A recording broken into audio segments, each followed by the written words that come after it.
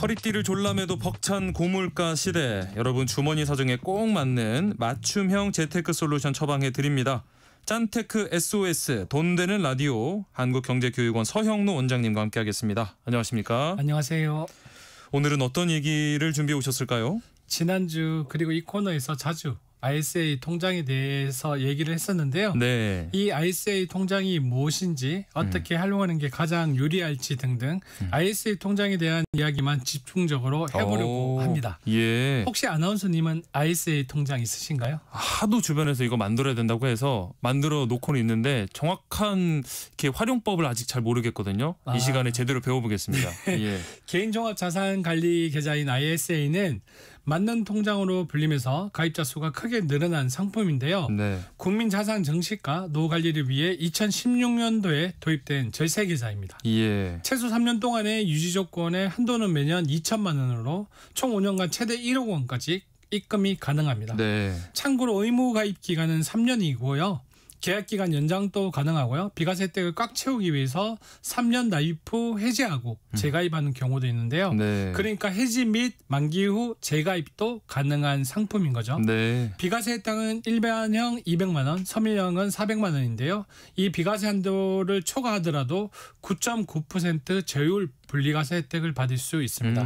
네. 또한 금융소득 종합과세 대상에서 제외되어 더 높은 세율 구간을 피할 수 있고요. 단 직전 3년간 금융소득 종합과세 대상자는 IS 가입이 불가능합니다. 예, 오늘 짠테크 SOS 돈 되는 라디오에서는요, 만능 통장으로 불리는 ISA 계좌에 대해서 자세히 알려드리겠습니다. 방송 들으면서 궁금한 점 있으시다면 우리 서형노 원장님께서 도움을 드릴 테니까요, 문자로 많이 참여해 주시기 바랍니다. 추첨을 통해서 모바일 커피 쿠폰도 보내드리겠습니다. 참여하실 번호는 샵 9730번입니다. 샵 9730번. 짧은 문자는 50원, 긴 문자는 100원의 정보 이용료가 있고요. 콩 게시판이나 KBS 1라디오 유튜브 채널 통해서도 무료로 참여하실 수 있으니까 많은 참여 부탁드리겠습니다. 자, 일단 앞서 소개해 주실 때 이 개인 종합자산 관리 계좌라고 하셨는데, 이게 정확히 어떤 상품에 투자가 가능한 걸까요? 개인 종합 자산 관리 계좌잖아요. 네. 그래서 통장 하나로 국내 상장 주식부터 네. 펀드, 상장 지수 펀드인 ETF, 예적금까지 모든 재테크 상품의 투자가 가능해 만능 통장으로 불리는 건데요. 예. 은행의 신탁형 ISA는 개별 종목 투자가 불가능합니다. 네. 이를 설명하기 위해선 IS 계좌 유형에 대해서 먼저 간략히 설명을 드려야 할 텐데요.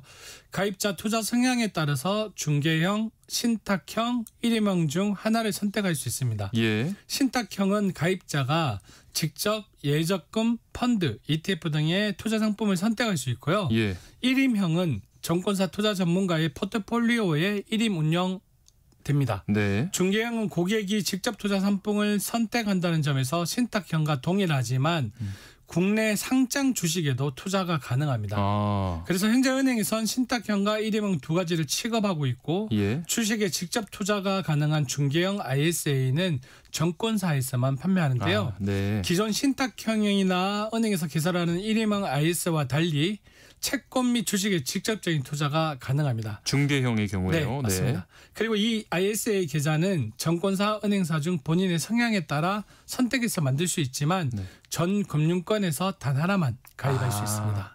아, 그러면은 뭐 중개형, 일임형, 신탁형 중에 어떤 유형을 선택하는 게 좋을지 고민이 좀 많이 될 것 같은데요. 네, 그래서 본인의 성향에 따라 정하면 되는데요. 네. 내가 직접 해보고 싶다는 분들은 신탁형과 중개형, 네. 그리고 난 잘 모르니까 전문가에게 맡기겠다는 분들은 일임형이 좋겠죠. 네. 그리고 중개형은 다른 두 개의 유형과 달리 국내 상장 주식을 직접 매수 매도할 수 있다고 했잖아요. 예, 예. 그래서 기존에 주식 거래를 해봤던 분들은 조금 더 선호하고요. 관심 많은 해외 주식 투자도 국내에서 상장된 해외 투자 ETF 상품을 담는 방식으로 할 수 있어서요. 예. 관심 있다면 중개형을 택하시면 되겠고요. 네. 하지만 중개형 ISA 계좌는 그만큼 수수료가 있겠죠. 네. 주식을 매수하거나 매도할 때 발생하는 매매 수수료를 일단 생각해 봐야 하는데요. 네. 정권사마다 이 수수료가 꽤 차이가 납니다. 그런데 앞서 얘기한 것처럼 이 계좌의 최소 유지 기간은 3년이라고 했잖아요. 네. 3년간의 선택한 정권사 매매의 수수료를 주식을 사고 팔 때마다 내야 하는 거니까 잘 알아보고 선택하는 게 필요하겠고요. 네. 또 관리 수수료라는 것도 있습니다. 일부 정권사는 무료로 제공되기도 하지만 일정 비율의 관리 수수료를 부과하는 것도 있는데요. 관리 수수료가 있을 경우 투자 금액이 클수록 그만큼 부담감이 늘어날 수 있겠죠. 네. 그래서 중개형 IS 계좌를 선택할 때는 수수료 구조를 정확하게 이해하고 본인 투자 계획에 맞는 정권사를 택하는 게 중요합니다. 그러면은 이 일임형 ISA 계좌도 수수료가 있겠죠? 네, 맞습니다. 네. 일임형 IS 계좌의 가장 큰 특징은 전문가에게 자산 운용을 맡기는 방식이잖아요. 네. 그래서 일임형 IS 계좌의 수수료는 주로 운용 수수료와 성과 보수로 나누어집니다. 네. 운용 수수료는 연간 운용 자산의 일정 비율로 부과되며 보통 0.5%에서 1% 사이입니다. 네. 성과 보수는 계좌가 일정 수익률을 초과할 경우 추가적으로 부과되는 수수료로 수익률이 높을수록 더 많은 보수가 부과되겠죠. 예. 신탁형 IS 계좌는 금융기관이 자산을 관리하고 운영하며 투자자는 그 성과에 따라 수익을 얻는 방식인데요. 네. 수수료 구조가 좀 복잡합니다. 수수료는 신탁 수수료와 운용 수수료로 나누어지는데요. 네. 자산을 관리하는 데 필요한 비용인 신탁 수수료는 보통 연간 자산의 0.2%에서 0.5% 정도 사이에서 비용이 든다고 생각하면 되고요. 예. 물론 각 은행마다 또 다릅니다. 네네. 그래서 운용 수수료는 자산 운용에 필요한 비용으로 신탁 수수료와 별도로 부과됩니다. 이게 지금 앞서도 저희가 만능 통장이라고 소개는 해드렸지만 그래도 투자 손실 위험도 분명히 존재하겠죠. 그렇죠. 예. 다양한 상품에 투자할 수 있는 만큼 손실 리스크도 내포하고 있는데요. 네. 원금 손실을 피하고 싶다면 투자 전략을 면밀히 검토하고 본인의 투자 성향과 위험 감수 능력을 정확히 파악한 이후 투자하는 게 옳습니다. 네. 그리고 투자된 자산의 가치가 어떻게 움직이는지 모니터링도 해야죠. 그렇죠. 또 손익 통산을 잘 활용하면 손실을 줄이고 이익을 극대화할 수 있는데요. 네. 지난주 저희가 해외 배당주 투자 이야기를 하면서 한번 말씀을 드렸죠. 네네네. ISA 계좌 특성상 여러 금융 상품에 분산 투자할 수 있어서 여러 금융 상품의 이익과 손실을 종합하여 세금을 줄이는 효과를 얻을 수 있는데요. 네. 한 상품에서 손실이 발생해도 다른 상품에서 이익이 발생할 수 있게 분산 투자를 잘하는 것도 방법이 되겠죠. 그리고 무엇보다도 ISA는 이 세제 혜택이 가장 큰 장점이잖아요. 이 부분 좀 설명해 주세요. ISA 계좌를 통해 얻을 수 있는 세제 혜택은 매우 다양합니다. 네. 첫 번째는 지난 시간에 잠깐 이야기했지만 200만 원에서 400만 원까지 이자와 배당 소득에 대해 비과세 혜택을 받을 수 있다고 했잖아요. 네. 그래서 이를 초과하는 금액은 또 9.9%의 저율로 과세되는데 네. ISA 계좌에 매년 납입할 수 있는 금액은 최대 2천만 원입니다. 예. 이를 초과하면 안 되겠죠. 그래서 ISA 계좌의 비과세 혜택을 최대한 활용하려면 매년 납입 한도를 최대한 채우는 것이 중요하겠고요. 예. 또한 ISA 계좌를 연금저축과 함께 사용하면 절세 효과가 극대화되어서 네.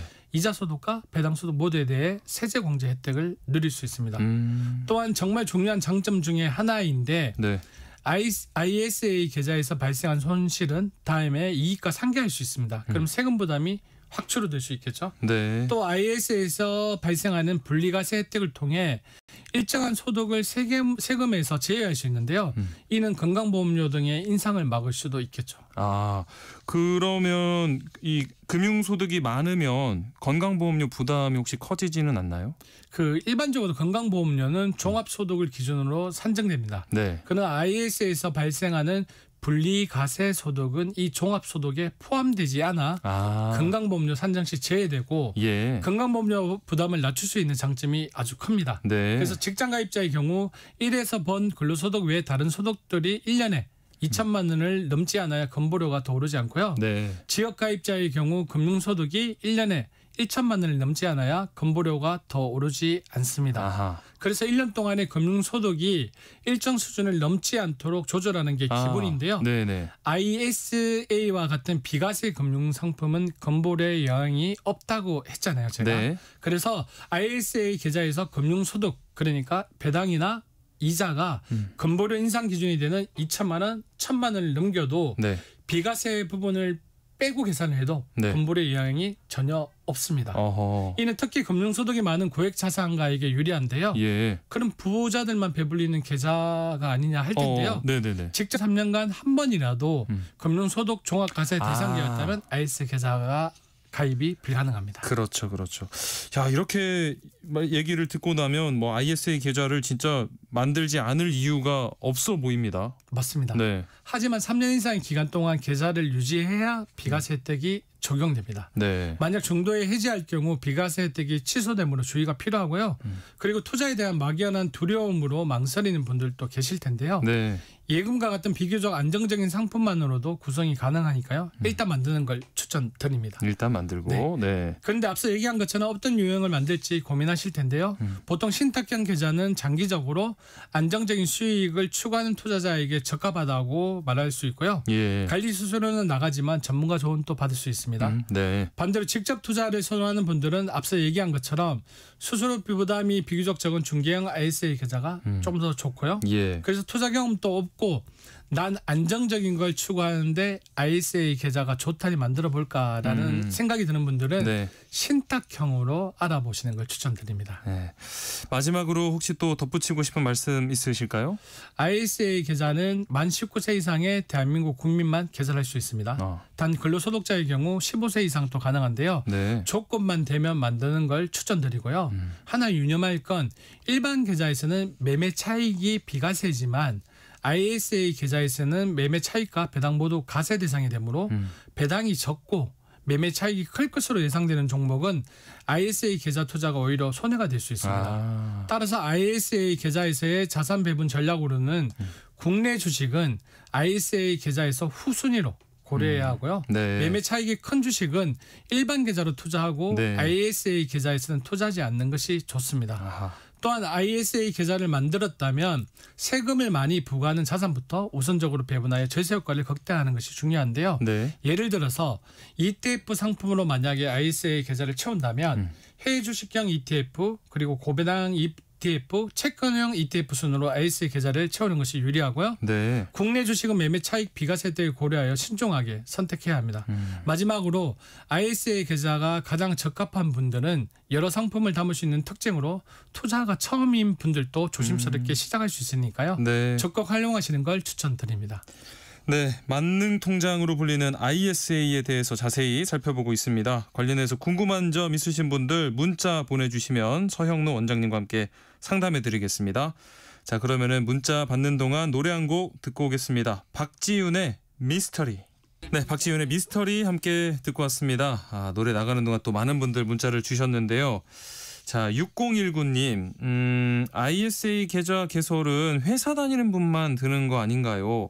일반 개인 사업자나 주부도 가입이 가능한가요? 하셨어요. 일반 개입 사업자든 소득이 있는 분들은 누구나 가입이 가능합니다. 뭐 특별한 자격 요건이 있는 건 아니고요. 없습니다. 네, 지금 바로 가입하시고요.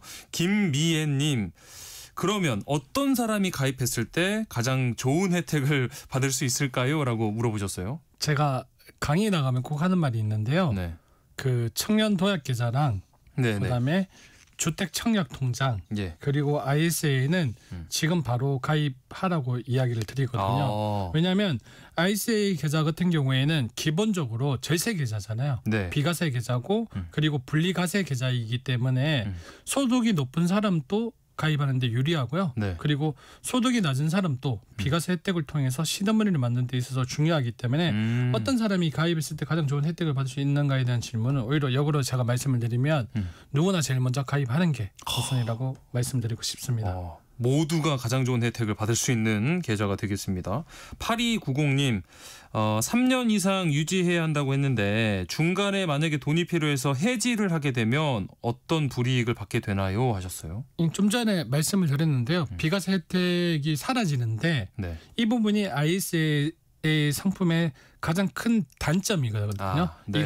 이거 외에 뭐 주식에 대해서 좀 전에도 말씀드렸던 배당이란지 이는 소득에 대해서 과세되는 부분도 단점이지만 네. 이 부분이 제일 단점이었는데 이 부분도 잘 활용할 수 있습니다. 그래서 어떡해요? 네. 3년 동안 만약에 내가 유지를 하고 있다가 돈이 필요해가지고 급한 돈이 필요해가 해지를 하게 되면 비과세 혜택이 사라진다 했잖아요. 네. 그래서 그걸 해지하는 게 아니고 예. 내 납입원금에서 인출할 수 있는 전략이 있습니다. 그러면 비과세 혜택은 계속 유지할 수 있기 때문에 유지하면서 만약에 3년 동안에 내 납입금이 다 필요하지 않는다면 네. 만약 예를 들어서 내가 3년 동안에 한 2천만 원을 납입을 했는데 한 500만 원 정도가 필요하다면 네. 중간에 인출 전략을 해서 비과세 혜택을 계속 가져가는 게 좋다고 생각이 됩니다. 예. 자, 그리고 7222님 저같이 수입이 일정하지 않은 사업자에게 추천할 수 있는 IS 유형 좀 알려주세요 하셨어요. 그 수입이 일정하지 않다고 하더라도 이 ISA 통장이 네. 연간 납입 한도가 있잖아요. 예. 그래서 제가 이 수입이 일정하고 안 하고의 차이보다는 만약에 이분께서 좀 전에도 한번 말씀을 드렸지만 투자 경험이 많다면 중개형 ISA로 하시는 게 좋고 네. 그리고 투자 경험이 없다면 1인명 ISA로 하시는 게 좋다고 말씀드리고 싶습니다. 네, 네. 상황에 맞춰서 그 유형을 선택하시면 되겠고요. 5944님 ISA 계좌의 비과세 혜택은 전 금융기관 비과세 상품과 중복이 되는지 궁금하다고 하셨어요. 비과세 혜택이 전 금융기관하고 상관없이요. 네. ISA 상품 안에서 네.